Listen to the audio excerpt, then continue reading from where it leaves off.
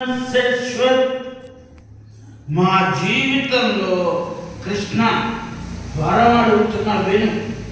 ఎప్పుడూ కష్టాలు రావాలి, ఎప్పుడూ ఆపదలు రావాలి. ఇట్లా ఎవరైనా కోరుకుంటారా? ఎందుకు కోరిందిట? ఎప్పుడైతే ఆపద వచ్చిందో నీ దర్శనం కోరుకుంటాం.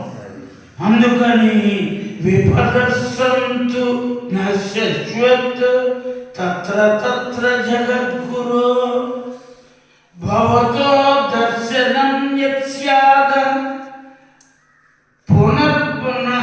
పునర్భవ దర్శనం. నీ దర్శన భాగ్యం కలుగుతుంది.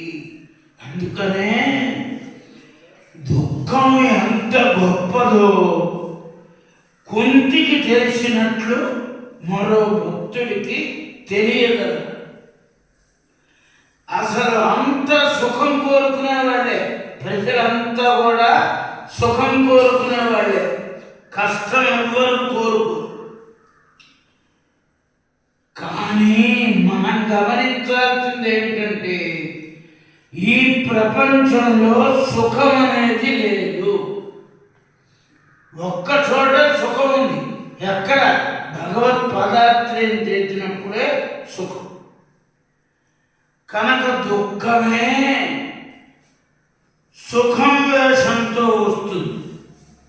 సుఖం లేదు అసలు.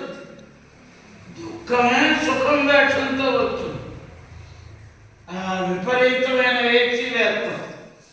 కొన్నాటికి అది క్రానిక్ డిసీజ్ అయిపోయి ఇదంతా కూడా ఫ్లమ్ పెరిగిపోతుంది.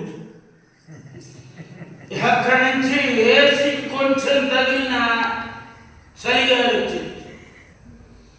ఇదేమిటి చెప్పండి? సుఖమే. కొన్నాటికి ఏమైంది? దుఃఖం. ఇట్లా ఏది చూడు తీపుంది, చక్కగా తింటాము, తిన్నంతకాలం హాయిగా ఉంటుంది. ఏదో జ్వరం వస్తుంది, డాక్టర్ గారి దగ్గరికి వెళ్తాం, బ్లడ్ టెస్ట్ చేస్తాడు. చేసేటప్పుడు అందులో షుగర్ 350. అప్పుడు చెబుతాడు మీకు షుగర్ ఉందండి. షుగరా? నాకా? ఇప్పుడు దాకా లేదే, వచ్చింది. అది వచ్చిందని రోజు పోయి అంతకుముందు సుఖమే, చక్కగా తిన్నాం. ఇప్పుడేమిటి? దుఃఖం. ఆ సుఖమే దుఃఖాన్ని తెచ్చిపెట్టి. కనుక మన శరీరం అంతా కూడా దుఃఖాలయ. శాస్త్ర దృష్టి అట్ట లేదుగా. ఆపద వేరు, సంపద వేరు. భగవంతుని జీవుడు, మనంతా కూడా జీవుడు అంటే మనం భగవంతుణ్ణి మర్చిపోతే ఆపద, భగవంతుణ్ణి స్మరిస్తే సంపద. రెండే రెండు, సంపద ఆపద. భగవంతుణ్ణి స్మరిస్తే సంపద, భగవంతుణ్ణి మర్చిపోతే ఆపద. విపదో నైవ విపద, సంపదో నైవ సంపద. విపత్ విస్మరణో విష్ణో, అది ఆపద. కనుక పరమాత్మని తలిస్తే సంపద, మర్చిపోతే ఆపద. ఈవిడేమడిగింది? ఆపదలు ఇవ్వబోయే, మాకు కష్టాలు ఇవ్వు. ఎందుకని?